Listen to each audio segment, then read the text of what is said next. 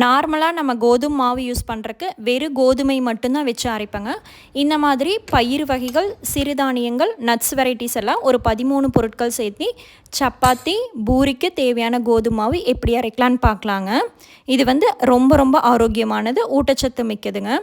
நான் 2 கிலோ அளவுக்கு கோதுமை கூட இந்த 13 பொருளையும் சேர்த்துறேங்க.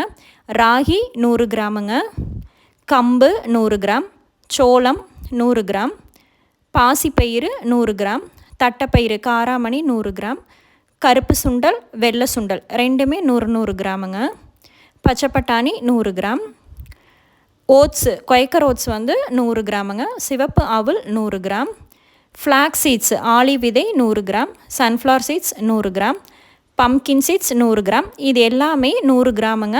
உங்களுக்கு அளவுகள் இல்லைன்னா டம்ளர் இந்த மாதிரி ஒரு சின்ன டம்ளரில் 1 டம்ளர் சேர்த்திட்டு 2 கிலோ கோதுமையில் இது எல்லாத்தையும் நல்லா கலந்துருங்க.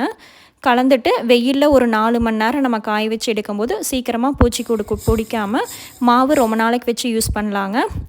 மாவு அரைக்கிற மிஷினில் கொடுத்து அரைச்சி எடுத்துக்கோங்க. இது எல்லா பொருளையும் நம்ம சேர்த்து அரைக்கும்போது 3.5 கிலோ அளவுக்கு மாவு கிடைக்குங்க. இது வந்து நம்ம நார்மலாக எப்பவும் போல் சப்பாத்தி மாவு பிசைகிற மாதிரியே நல்லா அழுத்தம் கொடுத்து பிசைஞ்சு எடுத்துக்கிட்டிங்கன்னா நல்லா சாஃப்டாக வருங்க. பூரியும் இதில் நல்லா வரும். ரொம்ப ரொம்ப பூரியும் உப்பி கிறிஸ்பியாக இருக்கும். டேஸ்ட் வைஸில் சப்பாத்தி, பூரி எல்லாமே நல்லா இருக்குங்க. தோசையும் இதில் சுடலாம்.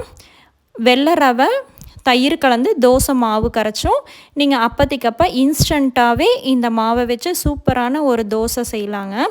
இந்த மாதிரி எல்லா பொருட்களுமே ராகி இல்லை பம்கின் சீட்ஸு, பச்சை பயிர்கள் எல்லாமே சேர்த்திருக்கும் போது நம்மளுக்கு எல்லா வகையான ஊட்டச்சத்துக்களும் கிடைக்குங்க. இதனோட டீட்டெயில்டு வீடியோ நேற்று போட்ட லாங் வீடியோவில் அப்லோட் பண்ணியிருக்கேன். இப்போ நீங்கள் பார்க்குற சார்ட்ஸுக்கு மேலே ரிலேட்டட் வீடியோவில் லிங்க் இருக்குங்க, செக் பண்ணி பார்த்துக்கோங்க.